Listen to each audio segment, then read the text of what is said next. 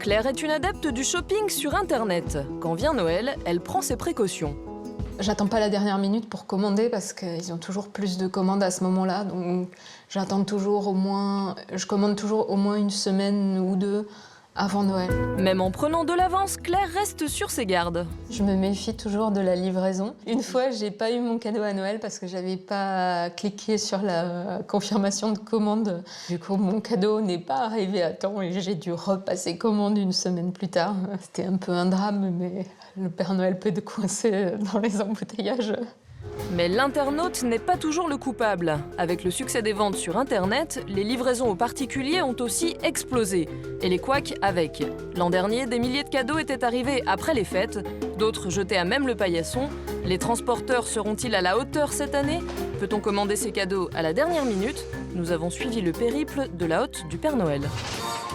Dimitri Chuffard dirige une plateforme de jouets. Début décembre, il passe de 100 à 400 lutins pour trier et emballer les commandes passées au Père Noël.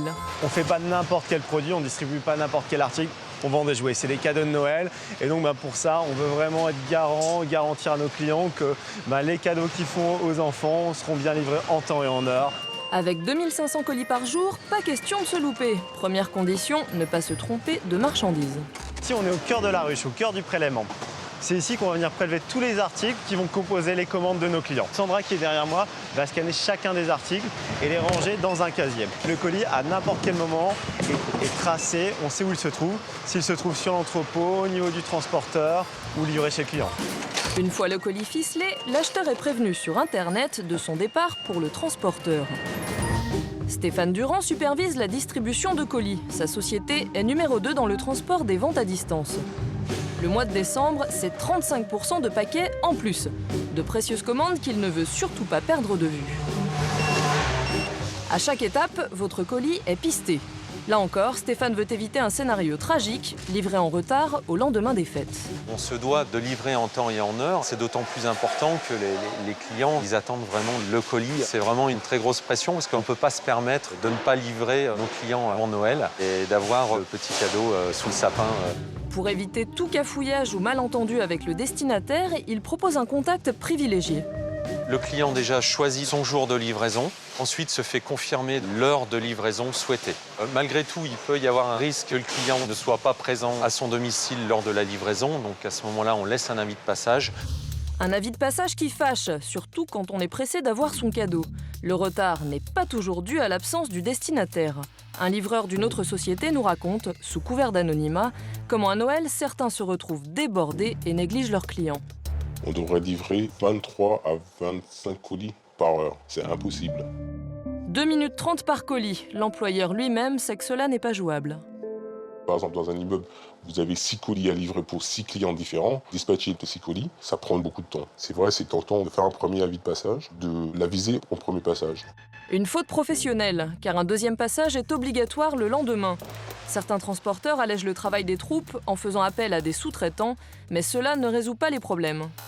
Ces personnes sont payées entre 1 € et 1,50 € colis livrés. Et eux, ils sont tentés de tricher. Si le client ne répond pas, de mettre devant la porte ou sous le paillasson, pour eux, il faut qu'ils livrent le maximum de colis pour être payés.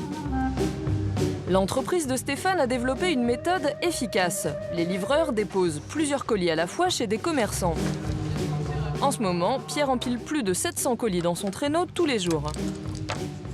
Des fois, ça vous met la pression, mais on essaye de ne pas l'avoir, quoi. Mais c'est vrai que à cette période, les gens veulent tous leurs paquets, veulent tous leurs colis. Pas de droit à l'erreur lorsqu'ils déposent les commandes chez les différents partenaires. Il y a bien 15 vracs et 3 sacs. Hein. Tout à fait. Très bien. L'arrière-boutique de Lydia sert d'entrepôt temporaire. Sur les fêtes de Noël, on va arriver jusqu'à 180-220 colis. Puisqu'il y a des clients qui font aussi livrer leur sapin de Noël. Les clients viennent chercher les colis quand ils le veulent pendant les horaires d'ouverture. Vous avez un colis? Je peux vous redemander votre nom, s'il vous plaît? Toutes les remises de colis ne sont pas aussi efficaces.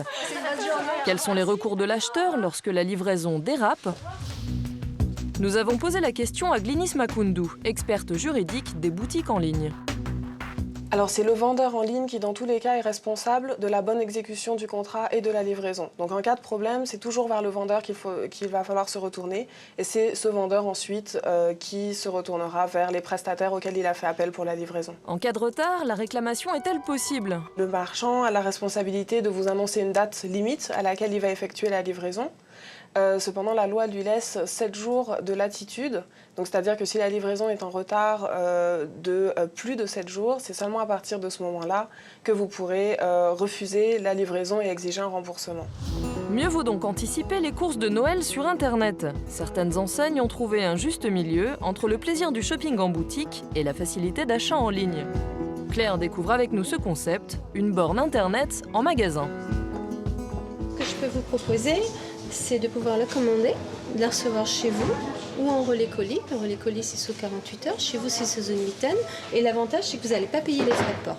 Parce que quand il y a un article qu'on n'a pas en magasin et que vous souhaitez le commander, en contrepartie, on vous offre les frais de port. Et il n'y a pas de minimum d'achat? Il n'y a pas de minimum d'achat pour en bénéficier. Et ce n'est pas tout. Sachez que maintenant, on a un nouveau service.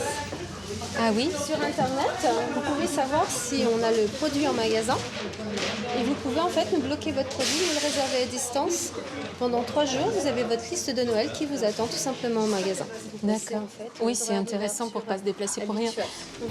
Ne pas se déplacer pour rien. Le leader du courrier en France a lui aussi une nouvelle solution. Des coffres-forts automatiques à disposition 24 heures sur 24 grâce au code envoyé sur votre téléphone. Sésame valable 10 jours. Les cadeaux sont ensuite renvoyés au Père Noël.